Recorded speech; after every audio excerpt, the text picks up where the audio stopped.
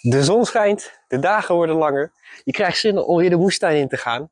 Maar pas op, want er zijn een aantal veelgemaakte fouten en die gaan we vandaag even behandelen en ook hoe je ze kan voorkomen. Goeiedag lieve mensen en welkom terug bij Jaspers Moestuinmagie. Laten we beginnen. Nou, we beginnen met eigenlijk een van de meest veelgemaakte fouten in de tuin en dat is te vroeg beginnen. Ja, ik snap het wel, op een gegeven moment gaat die zon schijnen, dan word je super enthousiast, dan wil je beginnen. Heb ik ook altijd hoor. Maar het ding is dat als je met veel planten te vroeg begint, ja, dan kunnen ze niet zo goed groeien. Dan krijg je hele lange, gestrekte, zwakke plantjes. En deze zwakke plantjes die geven ook slechte opbrengsten. Dus als je iets langer wacht met zaaien, totdat het ideale moment is om te zaaien, dan krijg je veel betere opbrengsten en dat geeft gewoon veel betere resultaten. Dus als je bijvoorbeeld zo'n courgette hebt en op dat zakje staat dat je ze moet voorzaaien rond maart of april, dan hou ik zelf liever eind maart, begin april aan, dan dat ik op 1 maart al gelijk die zaadjes in de grond duw. Dus als je ze zoals nu al gelijk in de grond gaat duwen, heb je een hele grote kans dat die plant gewoon heel slecht groeit. Dan komt er wel een plant aan en er komt ook wel oogst vanaf, maar als je gewoon iets meer geduld had gehad, iets later had gezaaid, zodat die plant veel sterker door kan groeien, ja, dan groeit die plant ook gewoon veel beter en geeft die veel betere oogst. Dus bijvoorbeeld een tomaat of een courgette of dat soort dingen, die kan je het beste echt pas in maart ergens zaaien. En hetzelfde geldt eigenlijk ook voor komkommers, augurken en ja, heel veel warmteminnende planten. Er zijn enkele uitzonderingen, zoals bijvoorbeeld de aubergine, de pepers, de paprika's, dat soort dingen, die kan je het beste wel een beetje op tijd zaaien. Voor de pepers heb ik al een aparte video. Voor de tomaten ga ik er zo meteen ook nog eentje maken in maart. Maar het is gewoon een kwestie van geduld voor de meeste planten. Heb je geduld, dan is je oogst veel beter. En, natuurlijk ook belangrijk om niet te vergeten, koudminnende planten, zoals bijvoorbeeld sla of radijsjes of andere planten, die kunnen ook gewoon nu gezaaid worden. Maar dan moet je die dus juist niet binnenshuis zaaien, maar buiten. Maar daar gaan we zo meteen nog even over verder. Veel beginners die zetten hun plantjes het liefst lekker in de woonkamer neer. Dus lekker warm en natuurlijk ook gezellig. Maar het is hartstikke funest voor je plantjes. Want in die woonkamer, nou, daar is echt verbazingwekkend weinig licht. Licht wordt uitgedrukt in lux, dat is de lichteenheid. En als we de lichtintensiteit gaan meten in de woonkamer, dan is dat in begin maart, als je geluk hebt, misschien zo'n 500. En als je bijvoorbeeld gaat kijken in de tuinkamer zoals dit, dan is dat rond de 5000 op een schaduwrijke dag. En op een zonnige dag kan het zelfs nog rond de 10.000 of 15.000 zijn. Maar als we dan nog buiten de tuinkamer gaan, en we zitten echt gewoon buiten, ja, daar kan het op een bewolkte dag gewoon 10.000 lux zijn, maar op een zonnige dag 25.000 lux. En in de zomer, dus als straks de planten echt volop gaan groeien, dan zit dat zelfs op 100.000 lux.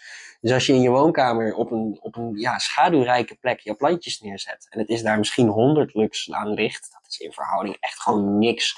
Die planten die gaan zulke lange stengels krijgen, die gaan strekken, die gaan rekken, die gaan zoeken naar het licht. Ja, er worden gewoon hele zwakke plantjes die niet zo goed gaan groeien. De oplossing hiervoor is om ze lekker zo zonnig mogelijk te zetten. Dat ze zoveel mogelijk licht krijgen. Dan kunnen ze gewoon het beste groeien. En als alternatief zou je natuurlijk ook altijd nog gewoon naar de tropen kunnen verhuizen. Fout 3 is eigenlijk gewoon afbreekbare potjes gebruiken. Ze klinken leuk en milieuvriendelijk, maar in de praktijk zijn ze echt een ramp. Ze schimmelen snel, vooral als je iets te veel water geeft. Ze vergaan vaak niet snel genoeg, waardoor de wortels er alsnog niet zo goed doorheen groeien en het gewoon heel gedoe is voor je plant. En ze zuigen zelf een boel vocht op, waardoor ze dus eigenlijk de aarde waar je plantjes in staan droog trekken, waardoor het voor je plantjes ook nog eens moeilijker is om te groeien. Maar wat dan wel? Ja, van die afbreekbare potjes of van die toiletrolletjes, dat is allemaal 3 keer niks. Je kan veel beter gewoon van die plastic potjes gebruiken. Begrijp me alsjeblieft niet verkeerd. Ik ben geen groot voorstander van plastic in de tuin. Sterker nog, ik vermijd het liefst zoveel mogelijk. Maar in dit geval is dat wel gewoon handig. Deze potjes zijn relatief duurzaam, want ze gaan mega lang mee. Ik koop deze tweedehands, dus via Marktplaats gewoon van kwekers. Kost me 3 cent per potje. Ik koop spel per 1000, dus voor 30 euro heb ik er een stuk of 1000. Maar dan heb je er wel gelijk voor jaren genoeg. En ze gaan gewoon niet schimmelen. Dat vind ik zelf nog wel een van de belangrijkste voordelen. Want die afbreekbare potjes, of turfpotjes, of toiletrollen, die gaan bijna altijd schimmelen. En dat geeft gewoon heel veel gedoe. En die worden ook vaak verkocht als plantjes of potjes waarbij je de plantjes niet hoeft over te potten.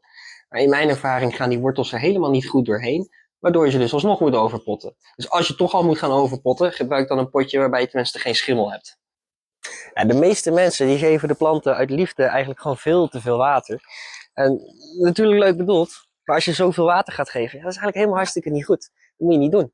Want als een plant te weinig water heeft, dan gaat hij vanzelf op een gegeven moment eerst slap hakken. Die blaadjes die gaan helemaal naar beneden. Je ziet het echt duidelijk aan de plant dat hij water nodig heeft. Terwijl als je hem te veel water geeft, ja, dan krijg je op een gegeven moment wortelrot en allerlei problemen. En dan kom je eigenlijk pas achter als het te laat is.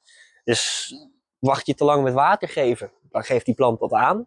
Geef je te veel water, heb je op een gegeven moment een probleem en dan kom je vanzelf achter. Dus je kan beter iets te weinig water geven dan te veel. En als je dan zo'n potje hebt waarin je net je plantjes hebt gezaaid en je twijfelt van moet daar water bij of niet. Nou, het makkelijkste wat je dan kan doen, als je dat potje net gevuld hebt met aarde, til hem een paar keer even op, voel een beetje hoe zwaar die voelt. En als je dan op een gegeven moment water gaat toevoegen en je daarna nog een keertje voelt, nou dan merk je al snel, oh, hij is nou een stuk zwaarder. En als je dit regelmatig doet, gewoon even optillen, even voelen, een beetje kijken, oh, nu is hij ongeveer zo zwaar. Dan leer je vanzelf gevoel krijgen van, oh, er moet nou water bij, of oh, nou voorlopig heeft hij voldoende water hoor. En op die manier gaat het eigenlijk heel makkelijk. Je krijgt het gevoel vanzelf. En als laatste hebben we nog de veelgemaakte fout dat mensen de planten te lang in een te kleine pot laten staan. Zodra die worteltjes aan de onderkant eruit komen, is het eigenlijk al tijd voor die plant in een grotere pot te gaan. Dan overleven ze het wel in een kleinere pot, maar het gevolg is dat het wortelstelsel gewoon bijna niet kan ontwikkelen en dat dat gewoon stil komt te staan. En daardoor zie je ook dat die plant een enorme rem in de groei krijgt. Het zorgt er in feite voor dat die plant gewoon enorm vertraagd is. En nou lijkt dat niet zo heel veel, want hij staat nu even tijdelijk in een klein potje en we gaan hem binnenkort groter zetten, dus het zal allemaal wel niet zo heel veel uitmaken.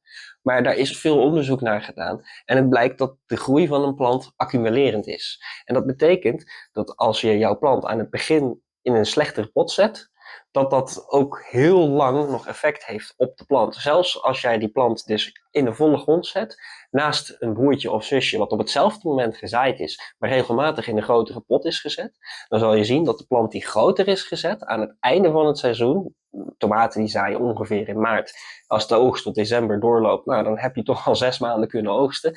Als je 6 maanden lang tomaten hebt kunnen oogsten van een plant die aan het begin heel zwak heeft gestaan, die oogst is vele malen minder dan de uiteindelijke totale oogst van de plant die aan het begin gewoon steeds groter is gezet.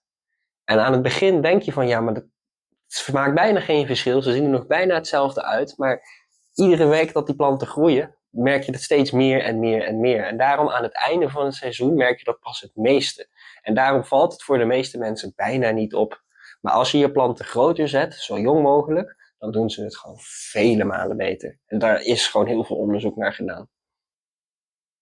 Hartstikke bedankt voor het kijken van deze video met 5 tips. Hopelijk hebben jullie er wat aan. Als je zelf nog tips hebt, zet ze alsjeblieft in de opmerkingen hier beneden. Daar hebben alle andere mensen ook weer wat aan. En ja, nog even kort samengevat. Zorg ervoor dat je niet al te vroeg begint. Dat je gewoon een beetje geduld hebt. Dat is voor die planten gewoon zoveel malen beter. Zorg ervoor dat je ze op tijd groot zet. Van zo'n klein potje naar een grotere plek. Dan zorg je ervoor dat het echt flinke units kunnen worden. Zorg ervoor dat je ze voldoende licht geeft. Want als ze heel veel meer licht hebben, ja, dat is gewoon zoveel beter voor de planten. Kunnen ze sterker groeien. Zorg ervoor dat je ze niet al te nat maakt. Want als ze te nat zijn, dan kom je daar te laat achter. Terwijl als ze droog staan, ja, dan zie je dat meestal wel. En zorg ervoor dat je kwaliteitspotjes gebruikt. Je wil van deze groeipotjes gebruiken. En niet van die turfdingen die gaan schimmelen. Hartstikke bedankt voor het kijken. En hopelijk tot de volgende keer.